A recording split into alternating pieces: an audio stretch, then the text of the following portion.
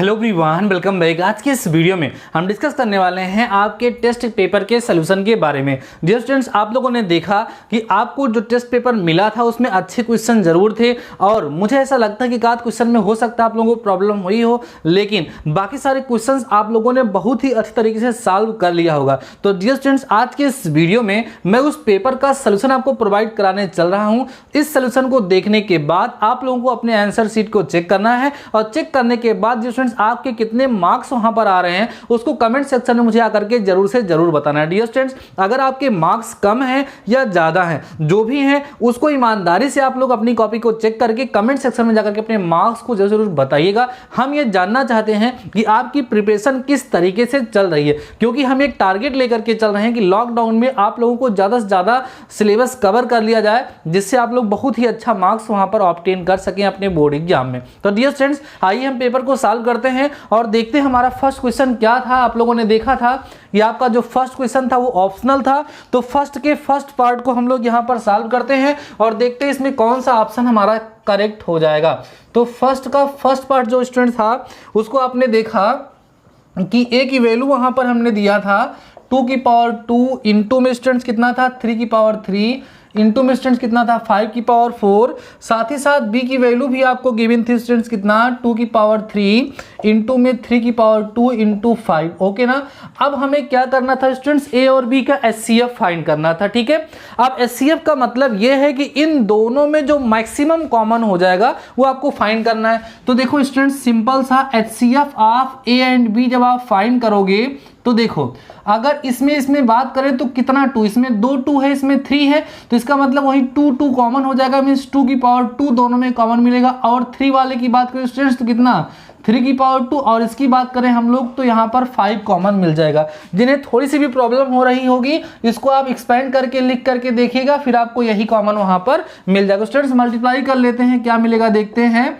HCF of A comma B is equal to यहाँ आएगा 4, यहाँ आएगा 9 मल्टीप्लाइड बाई 5। ठीक स्टूडेंट्स, 4 9 जा कितना होगा 36 इंटू में 5 5 6 जा 30 5 3 जा 15 और 3 कितना हो जाएगा 18। तो ये आंसर हो जाएगा। ठीक है आंसर, ठीक है स्टूडेंट्स, तो आंसर हमारा कितना होगा, आंसर इक्वल टू हमारा 180 होगा, जो हमारा ऑप्शन नंबर बी था। तो फर्स्ट में स्टूडेंट्स ऑप्शन नंबर बी हमारा करेक्ट हो जाएगा। ठीक है, अब देखिए स्टूडेंट्स, फर्स्ट का सेकेंड पार्ट यहाँ पर आपको जो गिवन था उसमें बोला गया था सिलेक्ट द पेयर ऑफ को प्राइम नंबर्स। देखो को प्राइम का मतलब होता क्या है पहले आप ये जान लीजिए स्टूडेंट्स, ऐसे दो नंबर जिनमें कोई भी कॉमन फैक्टर ना हो। कैसे, जब आप उनको फैक्टराइज करेंगे तो फैक्टराइज करने के बाद आप चेक करेंगे उसमें उनका कोई कॉमन फैक्टर नहीं मिलेगा। देखो कॉमन फैक्टर ना हो इसका मतलब क्या है, मीन्स ऐसा कोई नंबर नहीं है जो दोनों नंबर को डिविजिबल करे। बस सिंपल सी बात है, इसका मतलब वो प्राइम है या नहीं, लेकिन साथ साथ को प्राइम मीन साथ साथ वो किसी भी नंबर से डिवाइड होने वाले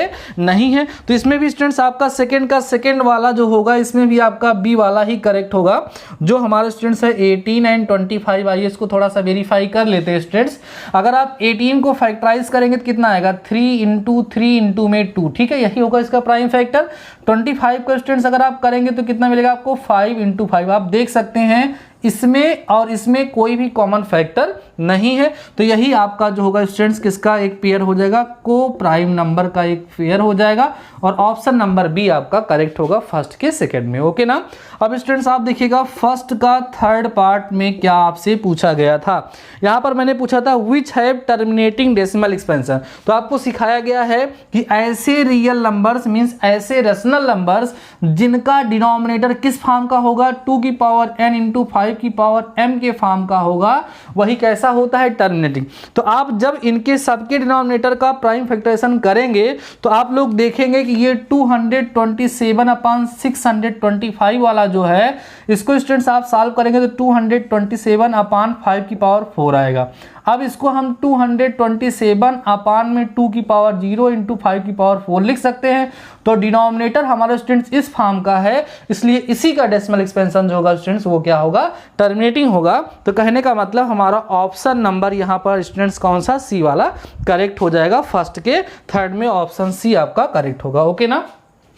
अब स्टूडेंट्स फर्स्ट का फोर्थ देखिए जो अच्छा क्वेश्चन है, यहाँ पर बोला गया है कि the product of non negative rational and irrational. Non negative rational, पहले तो आप जान लो नॉन निगेटिव नंबर है क्या।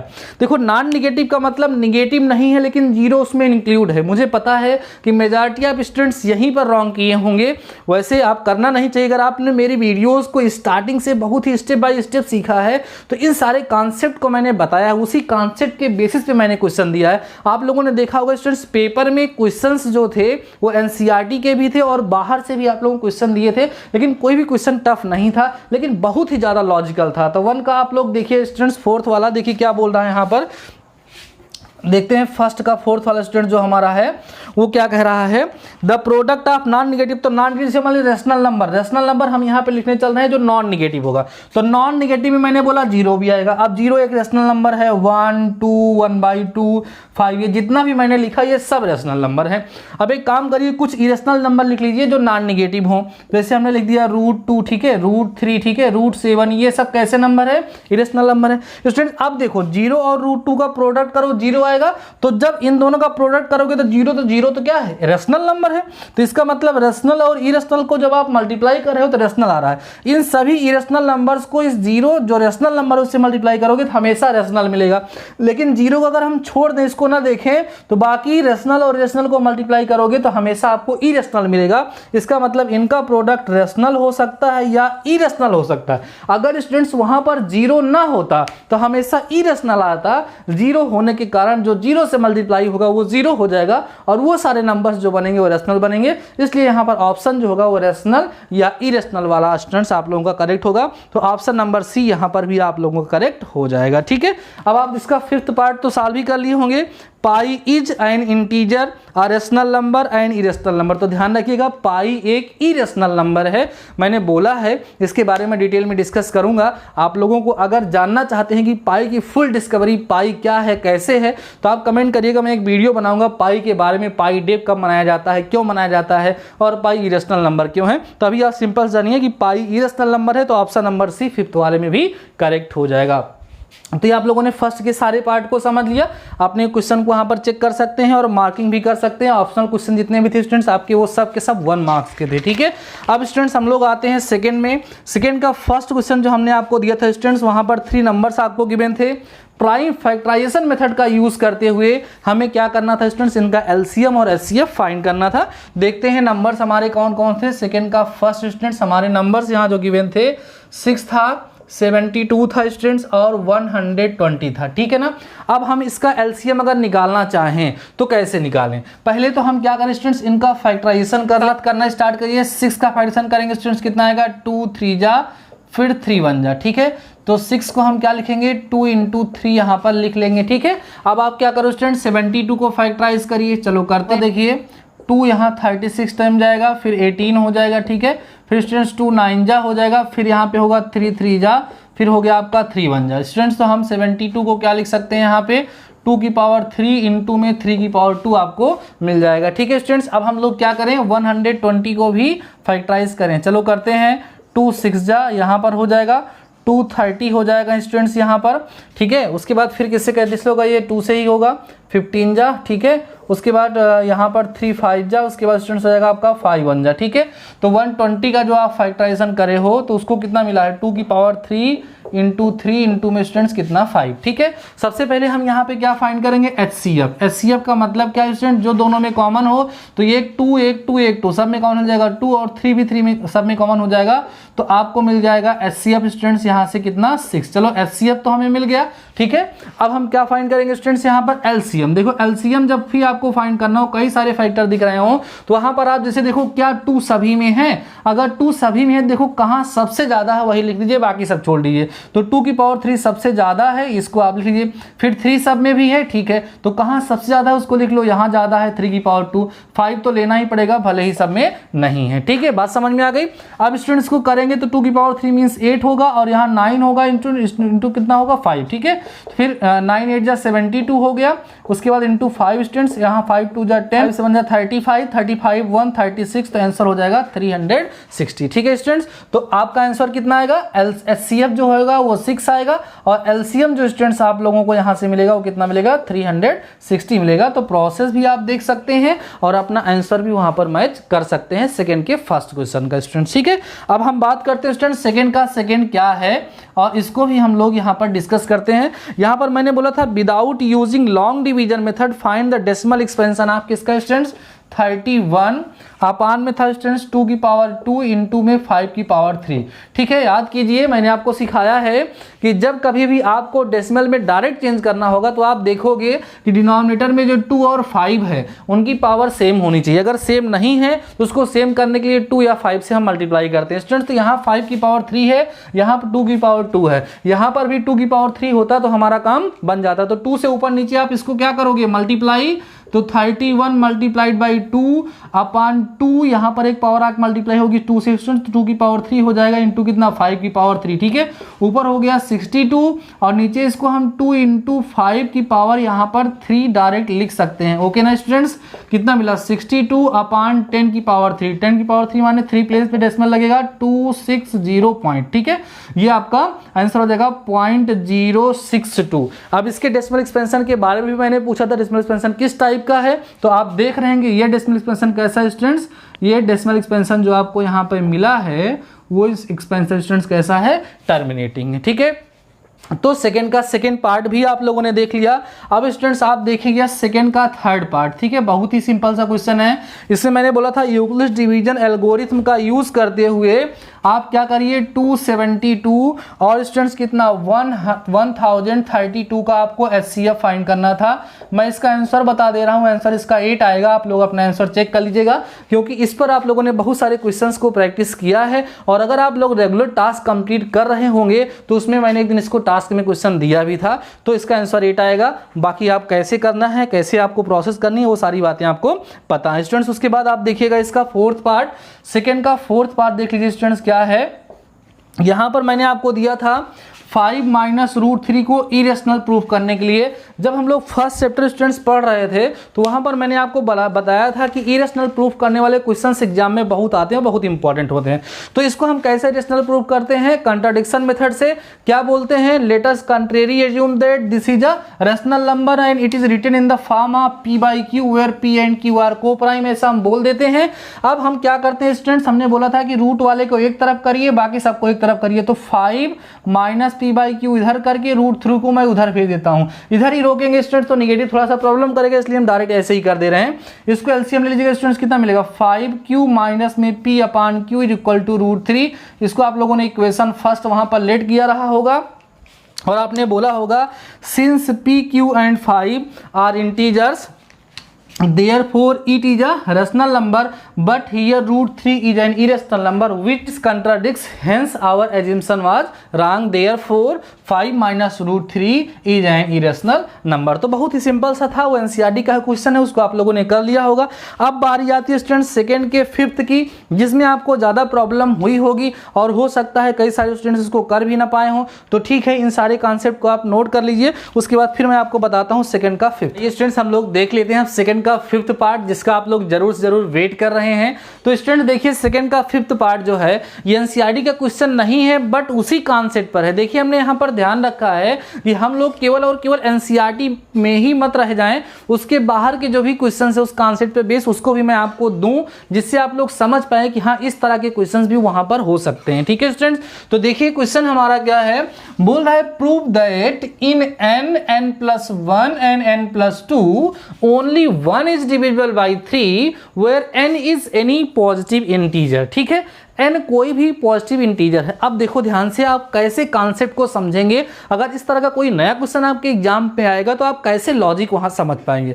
डिविजिबल बाई 3 बोल रहा है तो सिंपल सी बात है, यूक्लिड डिवीजन लेमा का हम लोग यहां पर यूज करेंगे और डिवाइजर 3 को लेंगे। ठीक है, आप यहां पे कैसे सॉल्व करेंगे स्टूडेंट, ध्यान समझिएगा। हम कहेंगे लेट, ध्यान देना, let n is any positive integer. ध्यान समझना स्टूडेंट्स, एनी पॉजिटिव इंटीजर हमने लेट कर लिया स्टूडेंट्स कि n कोई पॉजिटिव इंटीजर है एंड ध्यान देना एंड b इक्वल टू हमने क्या ले लिया 3 ले लिया।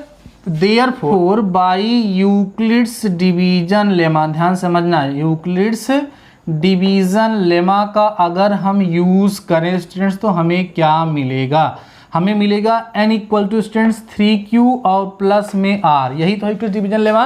a equal to bq plus r होता है तो n यहाँ पर जो पॉजिटिव इंटीजर a वहाँ लेट किया करते थे, यहाँ पर n को लेट किया गया है, ठीक है। यहाँ पे आप लिखेंगे वेयर, ध्यान समझ students, where r equal to क्या क्या हो सकता है, 0 1 या 2 हो सकता है, क्योंकि डिवाइजर से हमेशा रिमाइंडर छोटा ही होगा।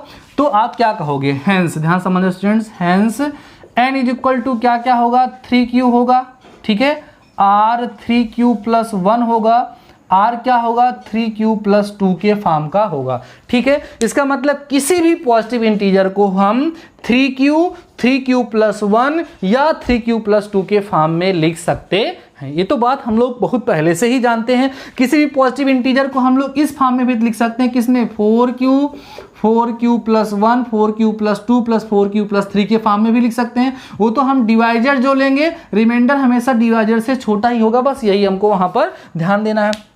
अब सुनो स्टूडेंट्स, n क्या है, कोई पॉजिटिव इंटीजर, ये क्या क्या हो सकता है, 3q प्लस 1 या 3q प्लस 2 हो सकता है। अब हम लोग क्या करेंगे, यहां पर बारी बारी से सबके बारे में डिस्कस करें। देखो ध्यान से, फर्स्ट केस हम बोलेंगे if n is equal to, suppose हमने 3q लिख दिया, n इक्वल टू हमने क्या ले लिया स्टूडेंट्स, 3q ले लिया, तो देयरफॉर स्टूडेंट्स n प्लस 1 आपको कितना मिलेगा, सिंपल सी बात है 3q प्लस 1 मिलेगा, इसी में आप 1 ऐड कर देंगे स्टूडेंट्स, एंड साथ ही साथ n प्लस 2 स्टूडेंट्स आपको कितना मिलेगा, ध्यान दीजिए, इसकी हेल्प से आप 3q प्लस 2 यहाँ पर फाइंड कर लेंगे। अब आप कहोगे sir n plus 1 n plus 2 आप क्यों निकाल रहे हो स्टूडेंट्स, इसने बोला है कि प्रूव करना है कि n प्लस 1 और n प्लस 2 में केवल एक ही है जो डिविजिबल होगा 3 से। अब आप देखो स्टूडेंट्स, इसमें कौन है, ये जो है वो डिविजिबल है, किससे डिविजिबल है, डिविजिबल बाई 3, देखो ध्यान से, और ये दोनों जो है स्टूडेंट्स वो डिविजिबल नहीं है 3 से, दिख रहा है कि नहीं दिख रहा है। तो जब हमने n इक्वल टू 3q लिया तो इन तीनों में से किसमें से n प्लस 1 और n प्लस 2 में से केवल एक ही है, और वो कौन है, n है, जो 3 से डिविजिबल हो रहा है। मतलब फर्स्ट केस में तो वेरिफिकेशन हो गया जो ये चाह रहा था। अब ऐसा भी हो सकता है n की वैल्यू 3q प्लस 1 हो जाए, तब क्या होगा। तो अब हम बात करेंगे स्टूडेंट्स यहाँ पर किसकी, सेकेंड केस की, ध्यान देना, सेकेंड केस की हम लोग बात करते हैं। सेकेंड केस में हम बोलेंगे if n is equal to student suppose 3q plus 1 हो जाए तो क्या होगा, देन आपको स्टूडेंट्स यहाँ पे जो मिलेगा n प्लस 1 की वैल्यू वो स्टूडेंट्स 3q प्लस 2 मिल जाएगी, सिंपल सा इसी में 1 ऐड कर दीजिए, और n प्लस 2 जो स्टूडेंट्स आपको मिलेगा वो कितना मिलेगा, 3q प्लस 3 हो जाएगा, ठीक है। अब इसको देखो, यहां पर हम चाहें तो 3 कॉमन ले लें और कितना बचेगा 3q प्लस 1। अभी देखो इसमें ये दोनों 3 से डिविजिबल नहीं है, n equal to 3q plus 1, इसमें 3 कॉमन नहीं मिल रहा है, इसका मतलब 3 से डिविजिबल नहीं है, और ये भी 3 से डिविजिबल नहीं है, बट इट इज, ध्यान देना, इट इज डिविजिबल बाई 3, ये जो आपको मिला है ये 3 से डिविजिबल है। तो जब हमने सेकेंड कॉन्सेप्ट पे यहाँ पर डिस्कस किया, सेकेंड केस में डिस्कस किया, तो वहाँ पर देखा n प्लस 1 और n प्लस 2 में केवल एक ही है, कौन, वो n प्लस 2 है जो 3 से डिविजिबल हो रहा है। तभी सेकेंड केस तक हमें जो प्रूफ करना था कि n प्लस 1 और n प्लस 2 में केवल एक ही 3 से डिविजिबल होगा, अभी तक तो ये प्रूफ यहाँ पर हो रहा है। अब स्टूडेंट्स हम किसकी बात करेंगे, थर्ड केस की यहाँ पर हम लोग बात करेंगे, समझिएगा स्टूडेंट्स। थर्ड केस में आप बोलोगे इफ n इक्वल टू हम कितना ले लें, 3q प्लस 2 ले लें, देन n प्लस 1 क्या मिलेगा, समझना स्टूडेंट्स, देन आपको यहां से n प्लस 1 की वैल्यू स्टूडेंट्स 3q प्लस 3 मिलेगी, इसी में 1 ऐड कर दोगे तो 3 कॉमन लोगे, q प्लस 1 आएगा स्टूडेंट, जो कि क्या है, डिविजिबल है, किससे, 3 से। और इसके साथ ही साथ स्टूडेंट्स अगर आप n प्लस 2 फाइंड करोगे तो कितना मिलेगा, 3q प्लस 4 मिलेगा, जो कि डिविजिबल नहीं से, और ये भी डिविजिबल नहीं से। तो इसमें भी आपको केवल एक ही केस मिल रहा है जो 3 से डिविजिबल है। तो आपने देख लिया 3 के 3 केस में, इन 3 में से किसमें से n प्लस 1 और n प्लस 2 में से कभी n वाला डिविजिबल हो रहा है 3 से, मीन्स तो कभी n प्लस 1 वाला हो रहा है, तो कभी n प्लस 2 वाला हो रहा है। इन 3 के 3 केस में कहीं भी आपको ऐसा नहीं मिला कि कोई दो जो है n+1 या n+2 कोई दो या 3 के 3 से डिविजिबल हो जाए। अलग अलग केस में अलग अलग हो रहा है तो हम यहाँ पे सिंपल से लिख देंगे from above it is clear that in n+1 and n+2 only 1 is divisible by 3 for any positive integer and. बात क्लियर हो गई, इसको आप लोग लिख सकते हैं। तो बहुत ही लॉजिकल सा, बहुत ही सिंपल था क्वेश्चन था, आप देख सकते हैं। बस जहां यहाँ पे क्रॉस का मार्क लगाया आप लिख देंगे not divisible by 3, not divisible by 3, जहां डिविजिबल वहां लिख देंगे डिविजिबल बाई 3। समझ में आई बात ना? बहुत ही अच्छा क्वेश्चन था। इस क्वेश्चन को अपनी नोट्स में और बहुत अच्छे से इसको जरूर आप नोट कर लें, ठीक है स्टूडेंट्स। अब देखिए बात होती है पार्ट का फर्स्ट क्वेश्चन, उसमें फर्स्ट ही पार्ट था, एक ही पार्ट था, ठीक है। और उसका क्वेश्चन जो था वो आपका 5 मार्क्स का, ठीक है। ये 2 मार्क्स का था, इसको आप लोग चेक कर लीजिएगा अपनी कॉपी। अब देखिए जो 5 मार्क्स का क्वेश्चन था स्टूडेंट्स, वो जो था हमारा थर्ड का फर्स्ट जो था वो एनसीईआरटी का ही क्वेश्चन था, नॉर्मल सा, और वो आपको कराया गया है। तो मुझे पता है उसको सभी लोग कर लिए होंगे। अगर किसी को प्रॉब्लम भी हुई होगी तो वहां पर आप लोग चैप्टर फर्स्ट की प्लेलिस्ट में जाकर के उस क्वेश्चन को देख सकते हैं और उसको समझ सकते हैं। तो आज के इस वीडियो में मैंने आपके इस पेपर का, जो पेपर आपका हुआ था उसका कंप्लीट सोल्यूशन आपको प्रोवाइड करा दिया है। अब इस सोल्यूशन को देखने के बाद आपको आपकी आंसर शीट को चेक करना है और चेक करने के बाद आकर के अपने मार्क्स को कमेंट करना है और मुझे बताना है कि आप कितना मार्क्स वहां पर पाए हैं। इसके बाद भी कुछ क्वेश्चंस मैंने आप लोगों से बोला है कि इसको आप लोग कर लिए होंगे, उसके बाद भी कहीं अगर आपको कोई डाउट आ रहा है देन आप उसको पूछ सकते हैं। नेक्स्ट वीडियो में उसको हम लोग जरूर प्रोवाइड करा देंगे। इस वीडियो के साथ साथ मैं आपको ये भी बोल रहा हूं कि डियर स्टूडेंट्स आप पॉलिनोमियल की प्रिपरेशन स्टार्ट कर दीजिए, क्योंकि आने वाले संडे को मींस इसी संडे को आप लोगों का पॉलिनोमियल का भी टेस्ट होने वाला है। आप समझ गए होंगे टेस्ट कैसे होगा, सारी प्रोसेस समझ गए होंगे। अगर कोई स्टूडेंट्स इससे बेटर कोई भी मटेरियल चाहता है या उसके मन में कोई जिज्ञासा, देखो स्टूडेंट्स मैं आपसे अपनी रियल फीलिंग शेयर कर रहा हूं कि मैं हमेशा अपने स्टूडेंट्स की हेल्प करना चाहता हूं। अगर आपको कहीं पर भी कोई भी प्रॉब्लम हो रही है देन बहुत ही लाइटली आपको सिंपल सा रिक्वेस्ट करना है या सिंपल सा बोल देना है कि सर हमें यहाँ पे प्रॉब्लम हो रही है, सर मुझे इस तरह का मटेरियल चाहिए, हमारी हेल्प कीजिए। मैं जरूर से जरूर आपकी हेल्प करूंगा। हो सकता है तुरंत आपको उसका जवाब ना मिल सके, या हो सकता है तुरंत मैं रिप्लाई ना कर सकूं, या ऐसा भी हो सकता है जैसा मटेरियल आप चाहते हैं तुरंत आपको ना मिल पाए, लेकिन मैं उस पर विचार जरूर करूंगा और आपकी सारी की सारी भावनाओं को शांत करूंगा और इसके साथ ही साथ आपको परफेक्ट मटेरियल यहाँ पर जरूर मिलेगा। तो ठीक है स्टूडेंट, शानदार रहिए, मस्त रहिए, पढ़ते रहिए। मिलते हैं नेक्स्ट वीडियो के साथ, तब तक अपना ख्याल रखिए।